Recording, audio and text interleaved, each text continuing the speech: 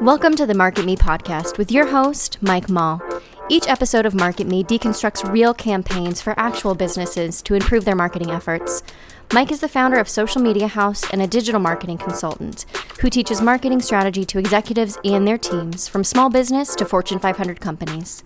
Let's get started. On this episode, we are talking to Rahul Rai, actor out of LA, super funny guy, all over the internet. I'm sure a bunch of you have already seen him. Thanks so much for coming on. Thank you for having me.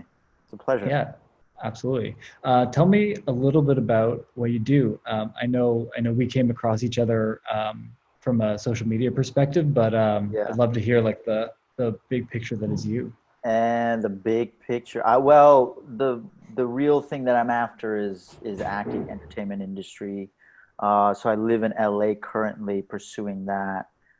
It's weird because I'm actually getting and making more progress in that line of work by all the social media stuff that I'm doing now, which was not part of the plan originally. But it gets to a point kind of like where social media is just this force that you can't ignore and that you can't not be on anymore, whether you're a consumer or a supplier. So now I'm an actor for sure, but now I feel more like just like a creator, storyteller kind of like thing now. And it's like really nice to have a little more say and a little more creative control over my content and a little more less lag time between one job over the next. Like I just can do whatever I want on the daily and just create. So it feels really interesting, and it's like it's kind of a different path, but in the same ecosystem. Sure, but I'm guessing you can't audition for anything right now anyway. I'm guessing all the production's shut down anyway. Yeah, everything is shut down, but like a lot of casting directors are doing these open calls where they want to just get actors to submit tapes, their reels, and just kind of refresh their Rolodex. Got it. Which is better than nothing, but you know. And do you have, so you represented by an agent? Yeah, so I have a great agent, great manager. So I have a great team that's tackling the more traditional routes of getting work, which is getting auditions and stuff like that and submitting. But now, because of all this social media work that I'm doing, now I'm able to kind of leverage these platforms to create my own attention and create my own audience. Yeah, which I think is an interesting lever point into the other opportunities, right? Like it's funny, even now, so I work with a number of charities in Canada as clients.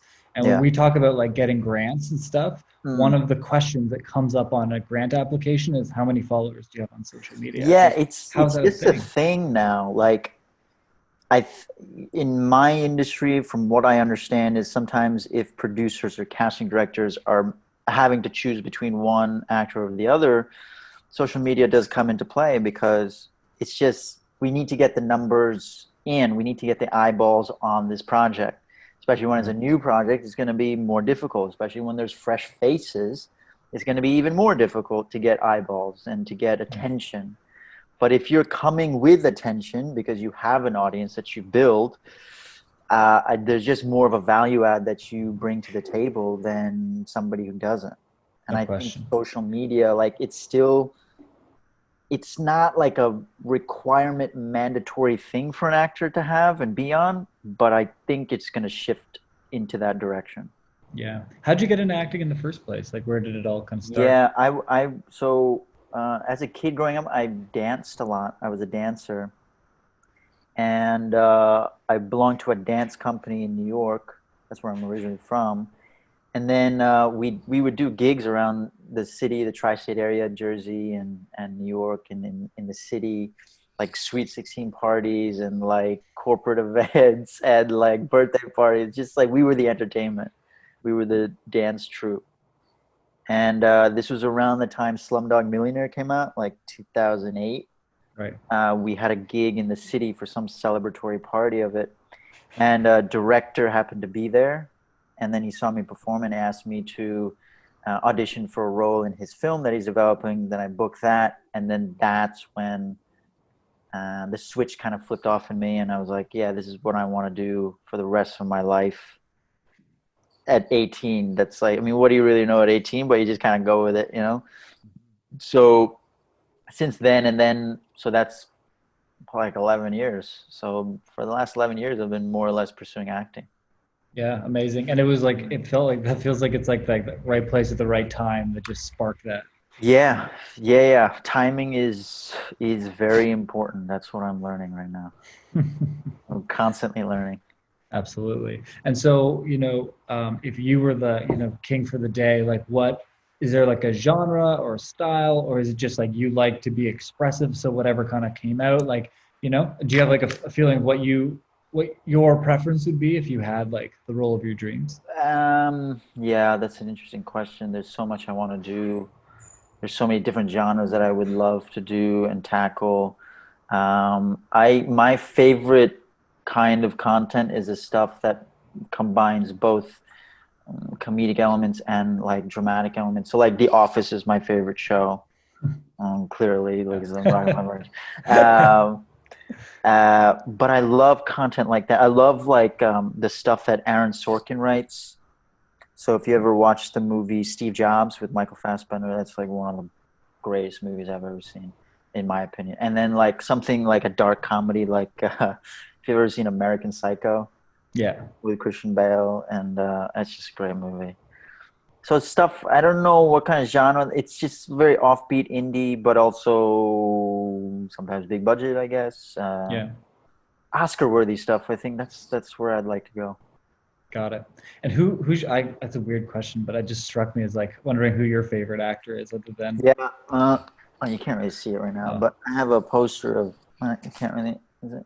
It's Marlon Brando back there, but Marlon Brando. I think he's my all-time favorite. And then there's just a bunch of like Michael Fassbender, Tom Hardy, Christian Bale, Joaquin Phoenix, Denzel. Like anybody that's to me what I call a pure force of nature. Got it.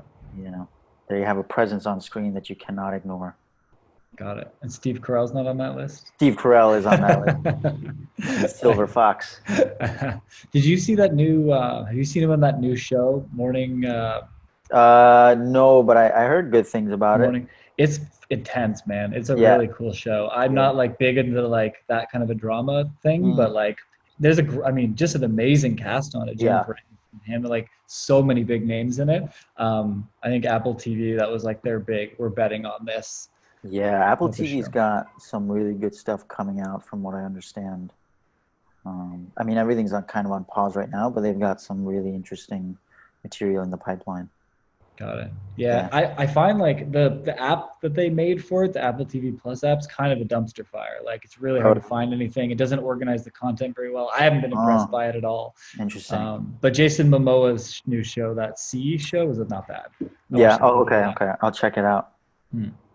So let's switch gears. I mean, I think, I think the social media thing's a really interesting space. I think, I feel like you are of the age where you kind of just like 5 years after you, it was like almost the path that you're doing now was almost the expected path. And they were like staying away from mainstream. Like it almost feels like you were like right on the cusp of when that like I'm just going to be an independent creative like started to go crazy. So it's interesting to hear. That's interesting because like when I was in high school around 2000, that's when Facebook first kind of came out. Well, there was MySpace and then Facebook. And then when I was in college, Instagram had come out. I think it was like 2011 when it came out. And then you had, of course, like YouTube before that. But I was very reluctant to create on those platforms. I just didn't have it in me. I actually wanted to go the more traditional route of getting hired as an actor, and then that's how I wanted to do it. Right. And it took me a while. It's only until like last year, really 2019, that I really could get out of my own way and start become a creator of content on, first I started Instagram and then now TikTok. And TikTok has kind of blown up for me in very unexpected ways, but I'm just riding the wave. So now my whole perspective on social media and being a content creator is completely shifted in the opposite direction, where now I have like less ego about it. I have less judgment about it. I like get it. It like makes sense. It's clicked in my head now that this thing called social media is now, it influences literally every business and any business that you can think of. And if there's anything that from like this present situation that I have learned is like obviously be grateful for all the little mundane things that we can do on the daily before this all happened. And then B, just figure out a way to completely digitize your, either yourself or whatever your business is, whether you're a teacher, doctor, lawyer, actor, for sure. And there's still people that are like very reluctant to do it. And I get it, because I used to be that, because it's always a question of how do you consistently create content on the daily for a set of people and then attract more. And that, I think, is that's like the biggest kind of puzzle to crack, is how can you consistently create enough, because there's so much noise and it's so saturated. Like, how can you do that? So that's part of the mystery, and that's part of the difficulty and the challenge, but that's just what is necessary to figure out. And it's like one of those things you just kind of spitball, and nobody, it's a beautiful thing because it's so saturated, nobody really cares about you.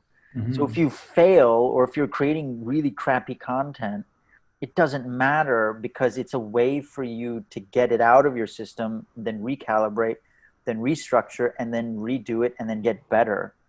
And you can do it on a platform that's live in front of people. And that's a very interesting thing. So like when I first started on TikTok, I was not doing the content that I'm doing now. I was just like repurposing some of my dance stuff on Instagram and putting it on TikTok, and it wasn't really working. And then you just kind of like start trying stuff, and then you get a little bolder, and you start, and then you start doing other things, and then you start really discovering your voice, I guess, and your quote unquote brand. Yeah. And it becomes this organic, interesting process, as opposed to like planning it all out and then trying to see what happens. Just kind of do it. It's a great place to play. Yeah, and I mean the feedback loop is so immediate, right? And I mean some of it's real, some of it's fake. There's like algorithm feedback where it's like we're just not going to show it to anybody. But then I think you know the users that are following you, you get that loop of like didn't like it. You get you know DMs and different commentary on whatever. I mean, and it's an immediate like you know what they like, you know what they don't like. So it's really interesting. And it teaches you to kind of like, even despite that, to keep going your own way, because it's the process is more important than the results, is what I've learned. I think creators have to be obsessed with process. I think audience is always going to be obsessed with results. And the minute the creator starts obsessing about results, I think the creator is in trouble in terms of their own sustainability. Got it. It's just that's my personal opinion. Love that. So how do you think about it? So, you know, I like what you said about digitizing and taking your product, taking whatever that product is online. And look, I mean, I come from 7 years being a digital first company that I've got to travel. I got to do like, so I believe in that all the way. So how are you thinking about like productizing yourself, monetizing, making it into more of a business? I think in terms of, so I have 2 profiles on TikTok. I have one that is fully for acting entertainment, and then I have one that is for financial literacy and educating people on the importance of money. So in terms of the acting, how I want to monetize it, it's not really, to me, it's not so much about monetization. It's all about attention and getting and having more reserves of that commodity, as if it were like some form of gold, and just building up gold reserves. So just day in, day out, putting out content that is of quality and at high volume to build the attention loop, and the I guess it would be brand equity, is to create that diehard, ardent following that are absolute fans of mine, and I appreciate, and that want to see me succeed. And then we create our own, that becomes its own animal that I don't think after a while it'll hit a critical mass where people that are in positions to actually make moves and to create like bigger content, they can't ignore it. That's really the main crux of it for me in terms of the acting stuff, is to just build so much attention around myself and to showcase what I can do and the range of what I can do. And then it just will hit a point where I don't think the bigger players can ignore it anymore. Yeah. And then of course, like I can monetize with merch, which I'm doing, but like that's not the main focus. That's just a side thing. Attention is the currency for this. Yeah. And the information is attention. Yeah. And have you thought about, because one thing I've learned, so I work with a couple of hip hop artists out of Chicago, Saba and an older school guy called Twista. He was like the fastest rapper alive. That was like, he held a record for it. He was really popular in like 2000, but he's still producing, still making stuff all the time. Yeah. And, you know, the conversations I'm having with them, because he combined has, you know, 2.4 million and Saba's getting up there. He's a bit of a newer guy, but you know, a couple 100,000 followers on Instagram, pretty big Facebook following. But one of the things I've seen, I've been kind of doing this for the past 7 years, is never trusting the platforms, because they will fuck you.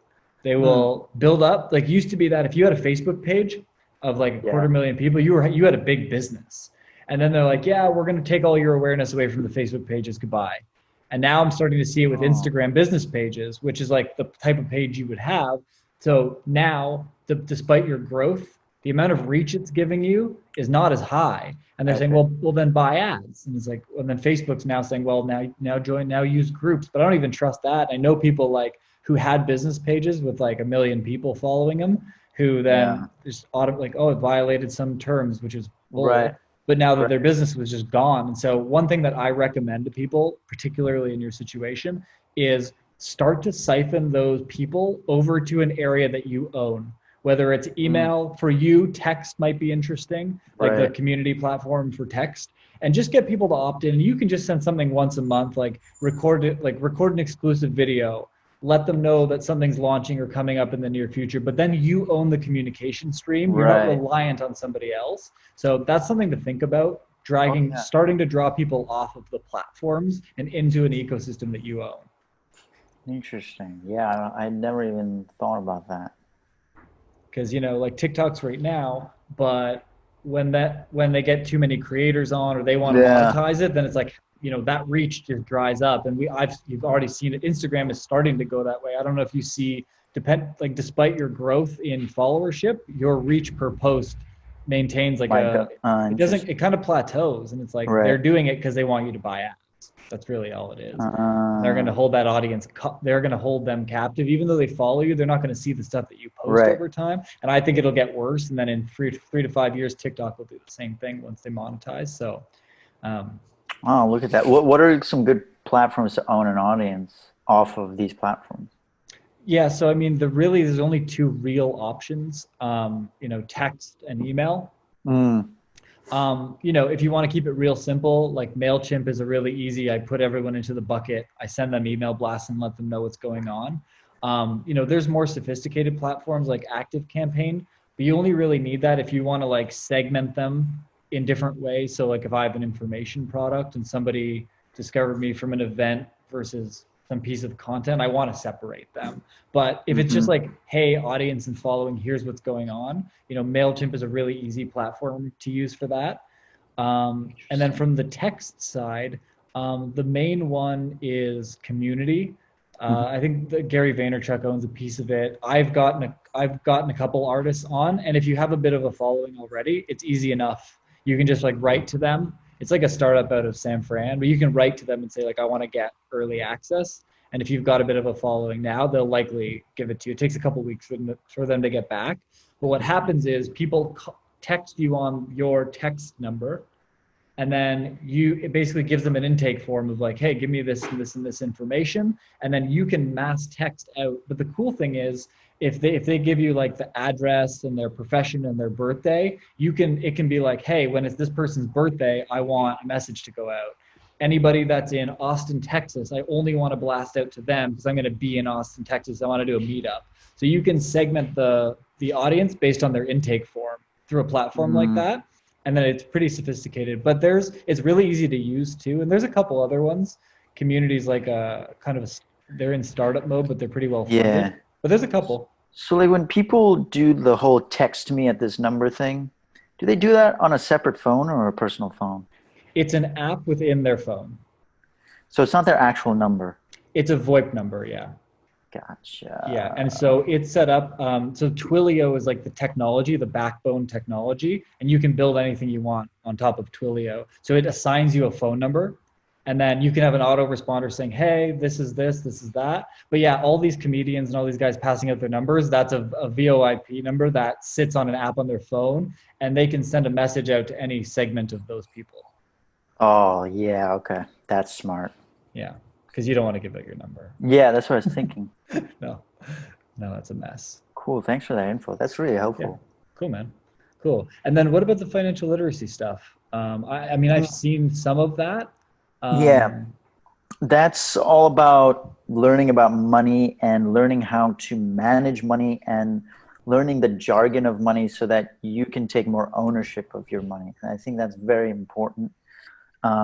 It's something that I kind of fell into like post-college because I had all this money, not a lot of money, but like in savings to like invest with. And I was like, what do I do with it? And I know nobody around me knows anything about investing. Right. Like nobody knows anything. They know how to work for money.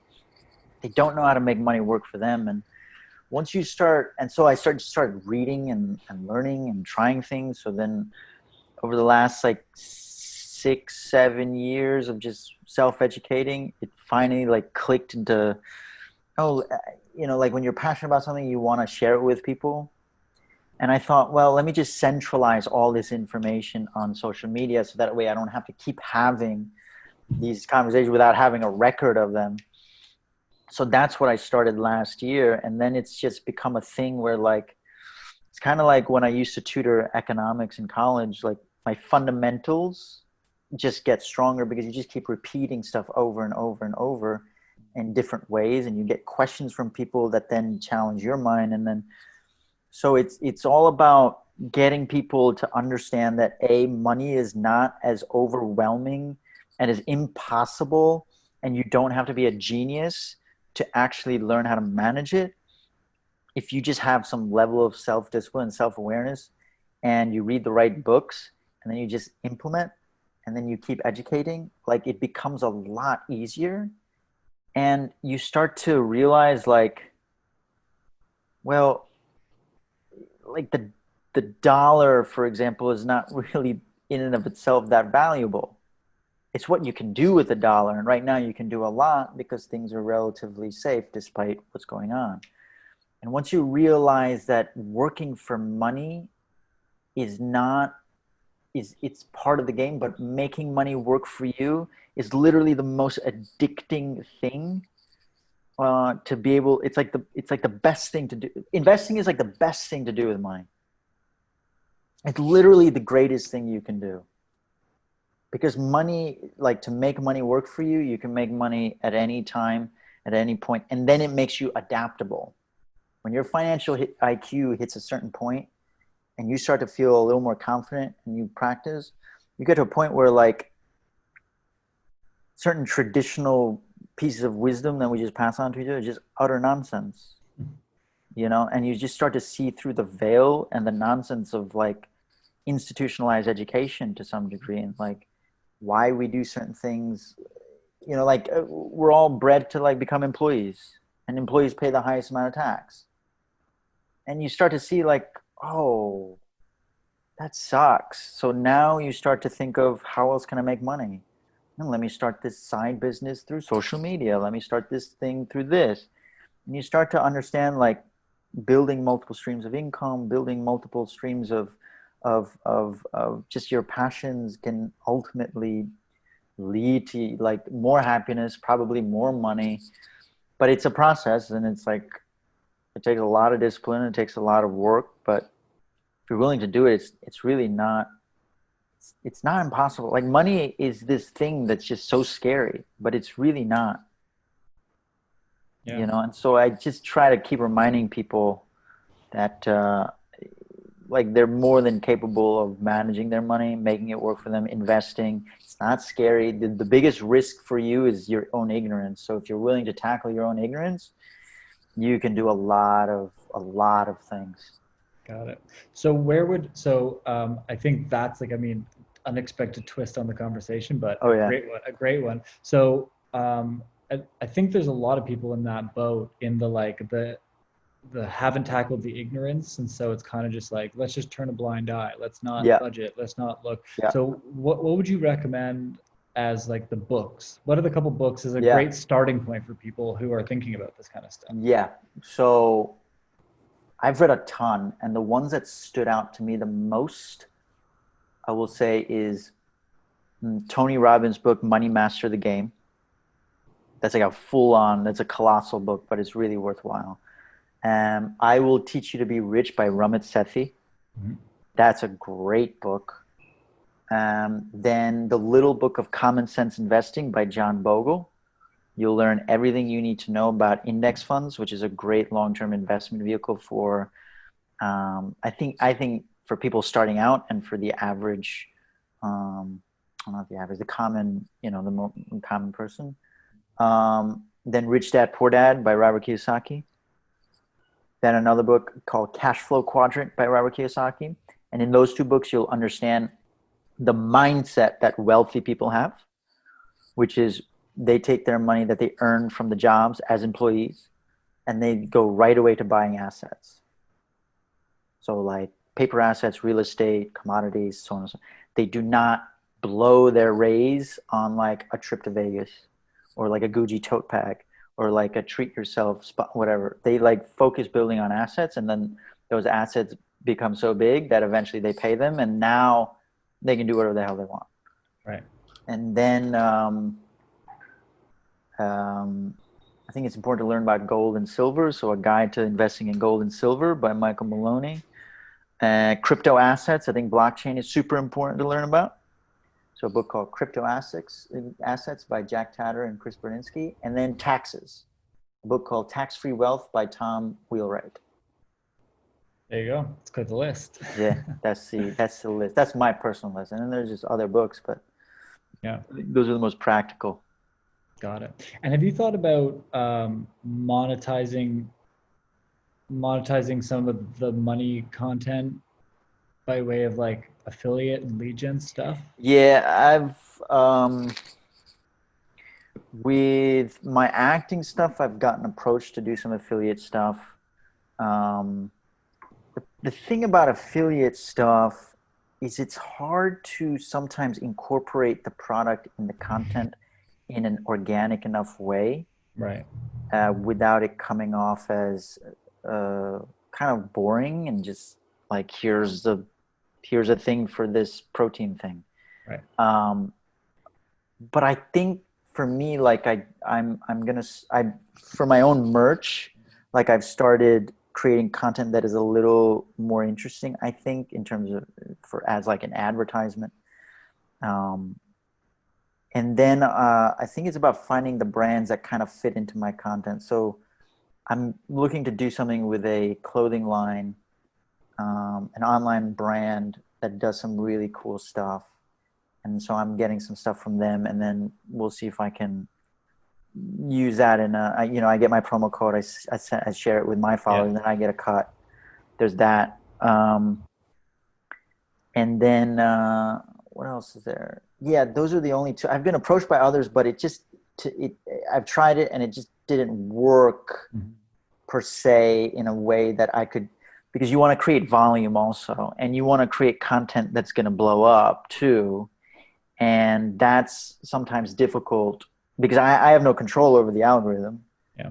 I have no control over all that. I can control my content and what I do with it. And if I can have like an interesting take for the product, then I can do it. But like to repeatedly do it is very difficult. Right. But what I do like doing is creating my own stuff and then blasting that. There you go. And so what's in the merch section? So right now it's just the shirt, the CEO of Michael Scott lip syncing. I personally love it. So like to me, it's like easier to sell stuff that I personally love because it's my creation, it's mine. So at the very least, I'll have a shirt that I like. I've got some other ideas of like doing some Kardashian stuff, and then kind of the same idea. I'm making towels. I was told to make underwear by somebody. I don't know if I'm going to do that. But that's, maybe like some more t-shirts and with just different characters that I've played. And but things have to kind of open up with this COVID stuff so I can take the pictures, get it designed, and then ship it. Right now I can't really ship to the world, unfortunately. Got it. Well, you could use, I mean, if you had someone with the right material, you could do that, the print on demand dropship. That's what I do. Oh, and they won't send stuff out. Yes, they won't go worldwide right now because of COVID shipping restrictions, but one that, like, this is due through Teespring. Got it. The Teespring is a print on demand company, and they typically ship worldwide, but right now it's only US and EU. Right. But yeah, I want to design more shirts and more merch. Yeah, because a lot of that stuff is just dropship now. Like even with like mugs and notebooks. Yeah, so it's great. So like for me, the downside is very minimal. If nothing, it's sometimes. Yeah, for sure. Very interesting stuff. You're a very interesting guy. I'm learning a lot. I'm not gonna lie. Like I am in no ways like an expert on social media. It's just things are kind of happening. And mostly on TikTok, and then I'm just repurposing it to Instagram, and so my Instagram following is blowing up. But again, it's like the same thing I was saying, like just getting out of your own way, and then finding again the right time and the timing, and a little bit of luck, and then just constant hard work. Yeah. I can't replace that. That's a conversation I have with a lot of successful people that nobody wants to hear. But yeah, it's that process. Like if you just show up to the process, because like in 2019, I was creating content on Instagram, and it was just like I was falling into that trap of like, how do I just consistently make content, and so on and so forth, and it was just difficult. And then you just stick with it, and then something else comes along like TikTok, and then now I have a full-on barrage of content that I have more content than I need almost to then just repurpose to Instagram, and then I'm able to then influence bigger profiles to share my stuff despite my actually very small following. Yeah, that's an interesting thing too, is like if you're that consistent and you go that hard and you put out like really great stuff, you could have a following of like 3,000 people, but you could be influencing people with hundreds of thousands and millions. Yeah. That's what I'm realizing now is a very powerful thing. Yeah, absolutely. Who's your, I guess kind of that to tie it off, who's the favorite, what's your, other than Michael Scott? Because obviously I know that's a favorite. No, yeah. I love Cardi B. I love doing the Cardi B stuff with the Q-tip nails. Yeah. I love. There's a show called Family Karma that I was doing a lot of content for. They're like it's a reality TV show on Bravo TV. So I wore like the wig and like I designed the whole bedsheet dress. That was a lot of fun, and that was a lot of fun. And then I really love like doing the original content too. Like sometimes. So like music and like creating scenes or creating whatever, and then using the music as a catalyst for the story. Yeah. That's always really interesting to me. That's always the most fun. And then also creating the content for the merch. I'm like kind of excited about that too. So now you get into the game of advertising, and like you realize why Geico does the kind of advertising they do, because car insurance is boring. Yeah. To sell car insurance is boring, but to do it through humor and a gecko and like caveman and this and that's it. Like it's just you grab attention and you entertain them to sell a product that has nothing to do with the advertisement. Yep. And so you start to understand that whole machine and why they do what they do. I'll be honest. I think as you're gaining this attention and you're going through the process of gaining awareness and content creating. I think just something to like stick in the back of your head is I think you could get a lot of work doing consulting for brands who have no fucking clue how any of this stuff is supposed to work. I get calls all the time. Like that's the majority of what I do is like strategy and that, but I do it around like marketing as a campaign. I kind of stay away from like influencer and content because for me, I'm a practical marketer. There's Google ads, there's Facebook ads, there's Instagram ads. And if you're a certain type of business, I can double what you're doing in revenue by bringing you awareness there. And it's a combination of search and retargeting and using certain creative assets on the back end. Like that's my jam. Yeah. I'm not the guy that's like, talk to me about how to strategize for a Super Bowl commercial or how to get the right influence on board. So, I think as I'm hearing you speak about it and you're well-spoken and very articulate about it, you might find some work in that kind of consulting space as you're building that up. I really think so. Interesting. Yeah. See, like this is the thing, like when you get out of your own way, you start to open all these opportunities that are completely removed from your own original game plan. Which is very fascinating to me. Yeah. And even having something where somebody could learn about, how to like be creative and strategize and like make enough ideas to have content every day.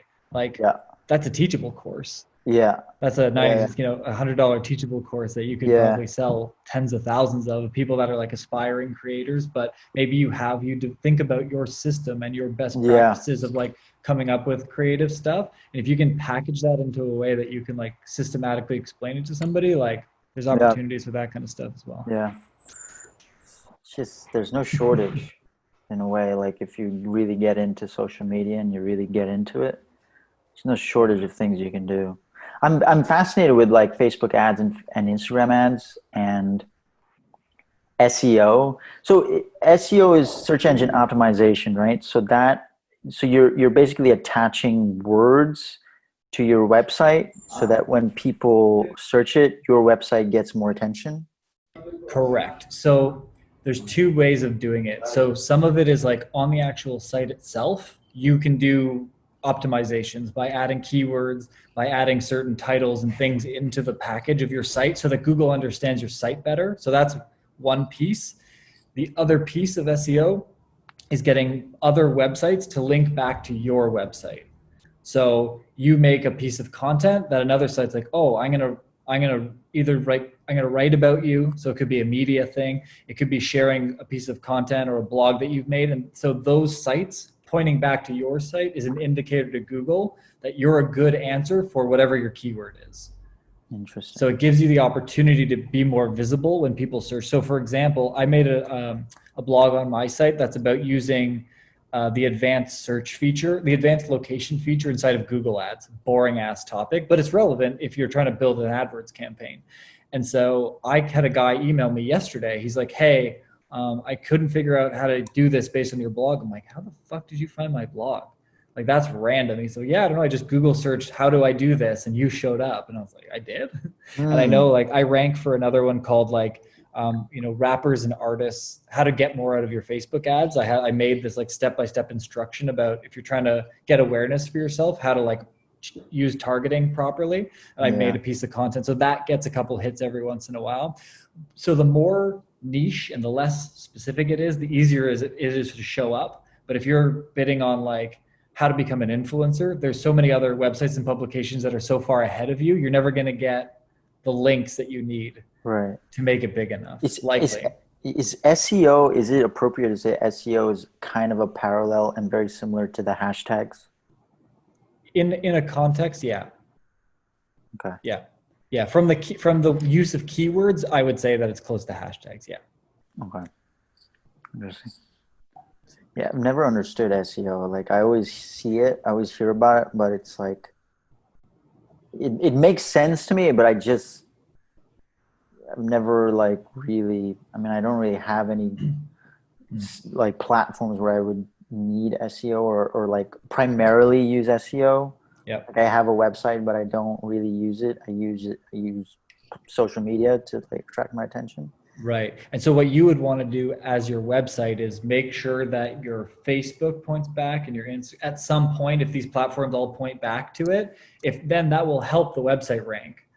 But that helps the website rank under your name, maybe not a specific keyword. So it's like most people can get SEO around their own name. Yeah. But it's like if I want to rank for, you know, how to, like, if you came up with a product or a service that you were selling and you're like, well, if someone Googled this, I would want to show up. Showing up for this versus your own name is like, that's the challenging part. Because what happens is the basis of it is that Google wants whoever is searching, Mike is looking for this.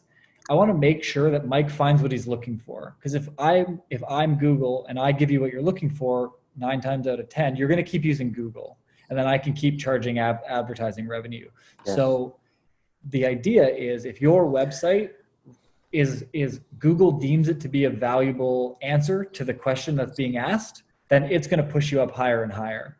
Mm-hmm. And then the more resources, the more other websites that are pointing back to it about that topic, it's like, oh, well, they have to be valuable in order to get these links back. It used to be back in the day that you could just buy links, and it just used to be like, well, the more amount of times I see the keyword and the more amount of links you get will rank you. But that was when Google was a fucking disaster and you couldn't find anything.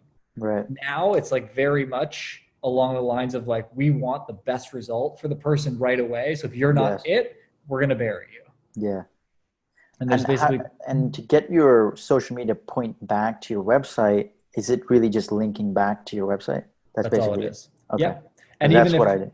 Yeah. And even if like, and so when I say getting links back, it's like if somebody does a write-up about you, so I'm going to do a write-up about you. You're going to be on a page on my website talking about me interviewing you. Mm-hmm. And I'm going to point back to your website. So you're going to receive a backlink about yourself from me. Interesting. And the more of those, the more, because Google thinks about it like this. There's no incentive for me to just give you a link from my site. So you must have had to have done something worthwhile of me giving you the link. So the more they see from bigger and bigger sites, the bigger they look at the result. Mm-hmm. Attention. That's all it is, man. That's really. All it is. Very fascinating. Awesome, man. Well, look, thanks so much for your time. I'm gonna link up I'm gonna link up everything in the show notes. But where do you want people to find you? You can find me on Instagram. Okay, so for acting entertainment, you can find me on Instagram at The Real Rahul Rai and TikTok at The Real Rahul Rai. If you're curious about learning about money and money management and financial literacy and just upgrading your financial IQ to become more adaptable to the unknown circumstances that is the future, you can find me on Instagram at The Layman Investor and TikTok at The Layman Investor. That's where you can find me. Amazing. Well, I like the dramatic flair on the financial side of it. That was Thank great. you very much. I appreciate you. Thank you.